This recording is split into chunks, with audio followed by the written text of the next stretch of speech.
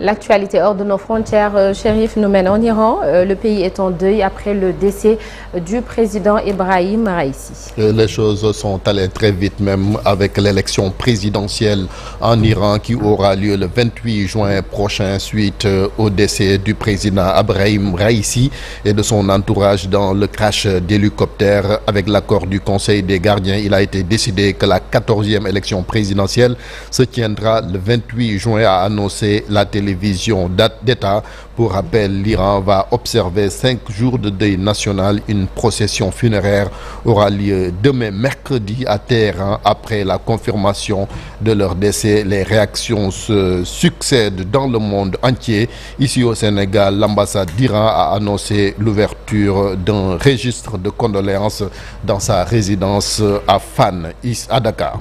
La Cour pénale internationale CPI réclame lundi des mandats d'arrêt contre le premier ministre israélien Benjamin Netanyahou et des dirigeants du Hamas pour des crimes de guerre et des crimes contre l'humanité présumés commis dans le Gaza, en Israël, à Gaza mais aussi en Israël, une demande qui représente une équivalence inacceptable pour les Israéliens.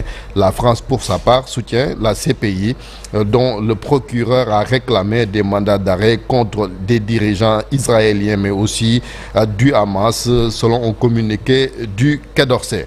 En France toujours, avec le président Emmanuel Macron qui a participé hier lundi à un conseil de défense consacré à la Nouvelle-Calédonie, la 3e en moins d'une semaine. Il a été principalement question du maintien de l'ordre dans l'archipel océanique français. Pour rappel aussi, les autorités ont décidé de déployer des militaires pour le maintien de l'ordre, mais aussi l'évacuation des touristes bloqués sur place avec la fermeture de l'aéroport. En Afrique, au Mali, l'économiste Etienne Fakaba Sissoko a été condamné hier 20 mai à Bamako à 2 ans de prison, dont un an ferme, et a payé une amende de dommages et intérêts à l'État à 3 millions de francs CFA, soit environ 4 570 €. Il est jugé notamment pour atteinte au crédit de l'État après avoir publié un livre il y a 6 mois sur la propagande du gouvernement malien de transition.